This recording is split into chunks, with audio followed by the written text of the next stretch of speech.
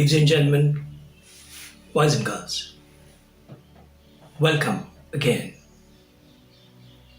to the discourse of problem solving. It is very simple to be complex. It is very simple to be complex, and it is very complex to be simple. It is very complex to be simple. Emotion is one of the most complex happenings around us. We don't even know what emotion is striking us. We're far, far into no man's land. We are far, far into the no man's land before we realize what train we took and what journey it is and what destination are we heading for. We are very rich people. We can buy a ticket without knowing which train is going to take us where, but we have paid for the ticket. You have paid for the ticket. You are paying for the ticket. It's not a ticketless traveling, and it is not free of cost holiday ride.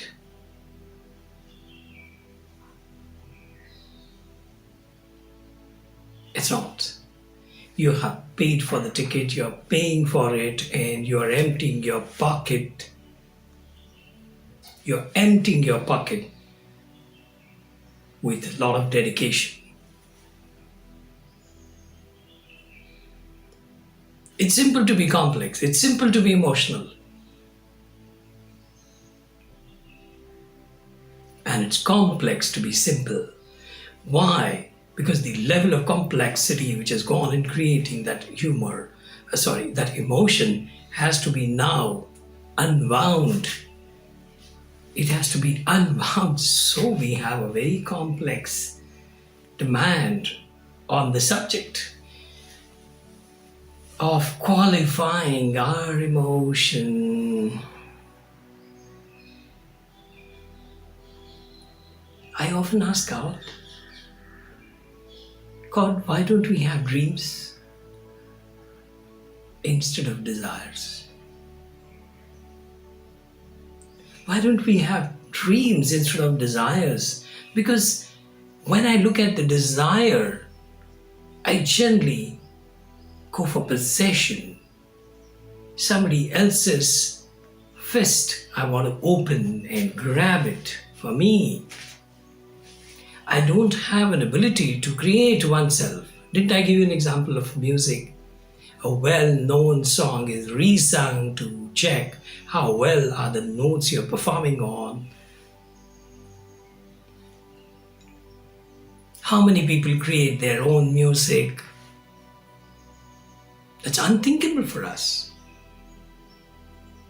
So we end up doing competition with hundreds of others who want to sing the same song, or some better song, or some song in and around the quality called better song. That's purely based on the popularity. We want to be in the crowd and create a space for ourselves. Say, go back, go back, go back, go left, go right. I want to create a space. That's what our motive seems to be. Because we are left to desire, we thrive on desires. I often ask God, why don't you give me more dreams? Why don't you give me more dreams? It'll take away all the aspirations of trying to do something what somebody else is already doing.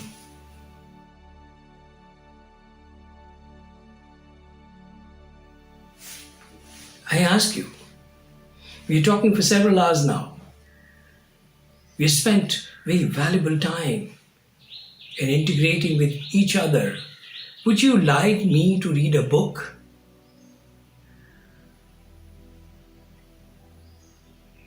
Or would you like me to express myself? So may we play our own orchestra, may we play our own song, may we write our own poetry.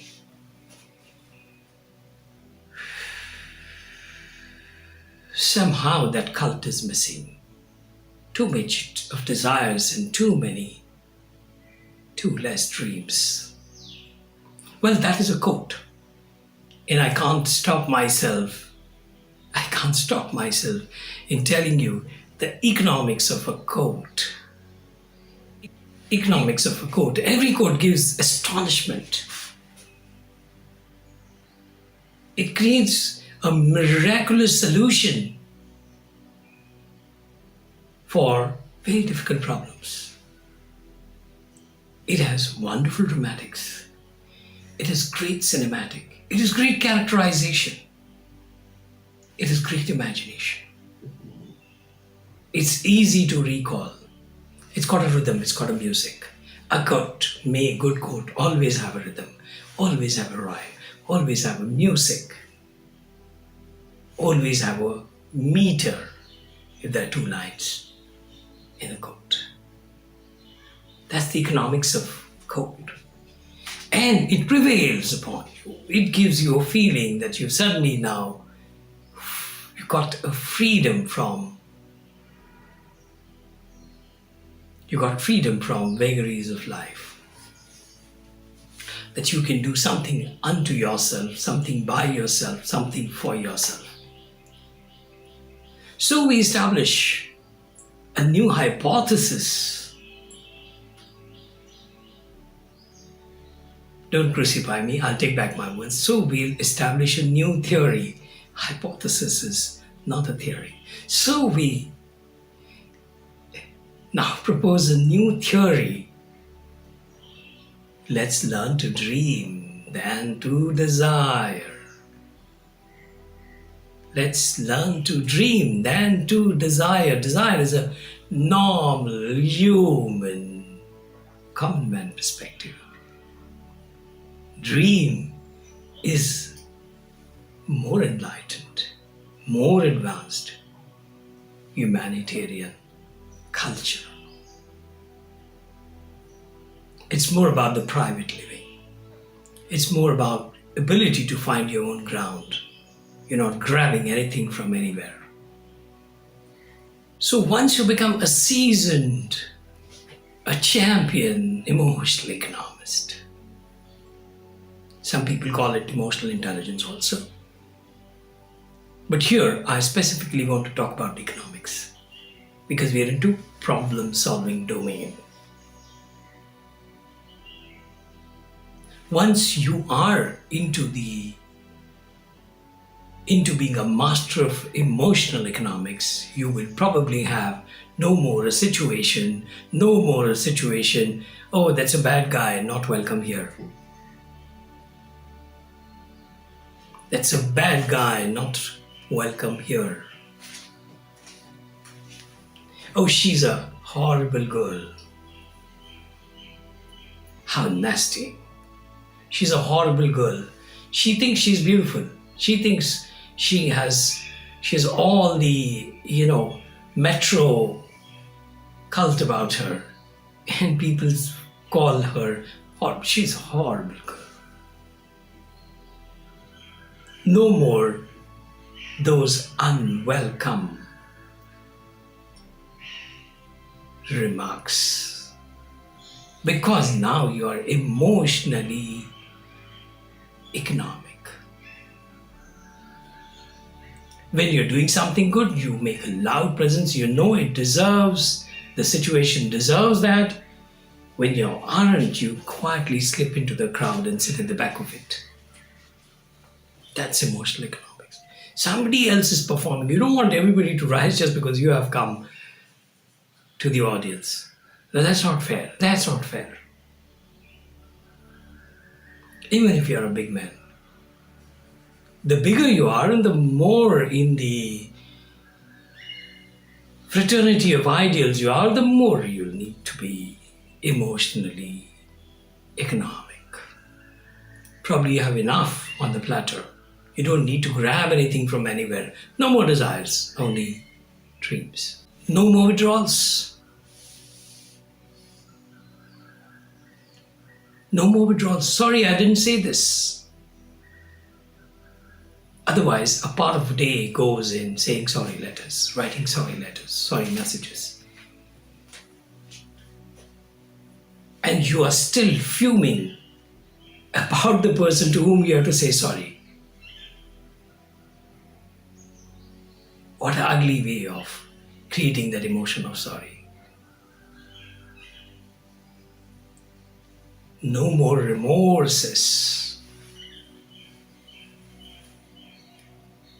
No more remorses. It's not sorry I took this piece of cake from your plate and I want to bring it back. Oh, would he ever eat that? You already brought it to your plate and then you want to bring it back to him. Shoddy, very shoddy, isn't it? But in an urge to demonstrate your remorse, you might still do that. And he will not only leave his plate, probably leave the body.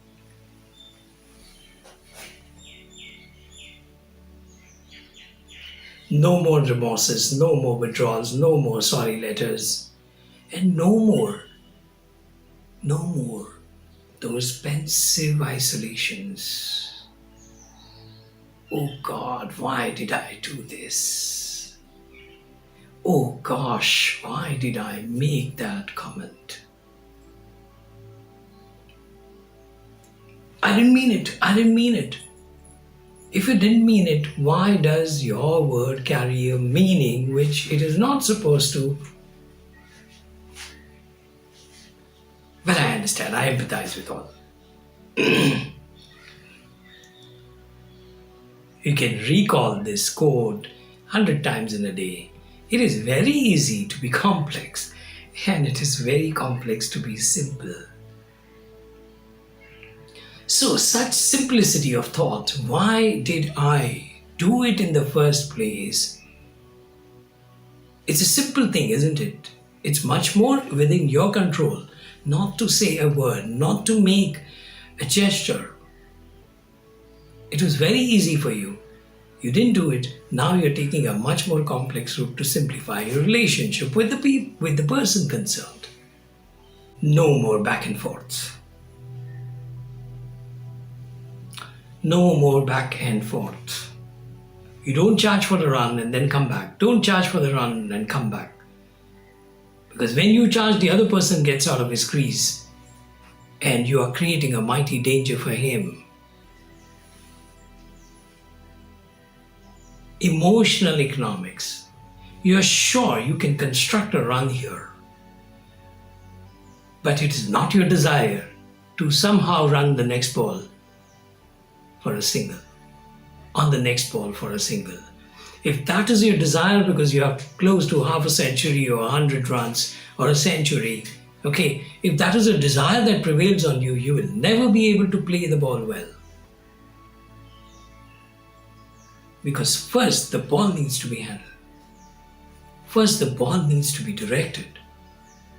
Before you create a reason to run out of your crease and reach the other end. Complex things are simple. Simple things are very complex. So how does a coach write a program for the batsman which enables him to make a right choice and ensure if he doesn't get the run, at least he doesn't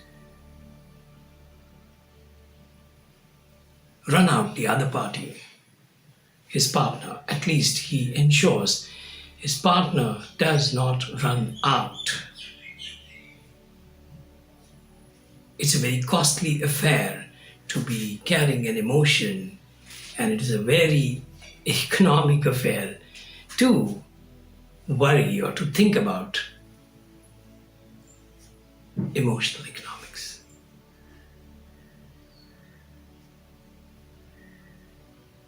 It's a ground level reality for all of us. We can now measure the output of every moment. We can now measure the input cost for every moment. We can measure which moments we have created.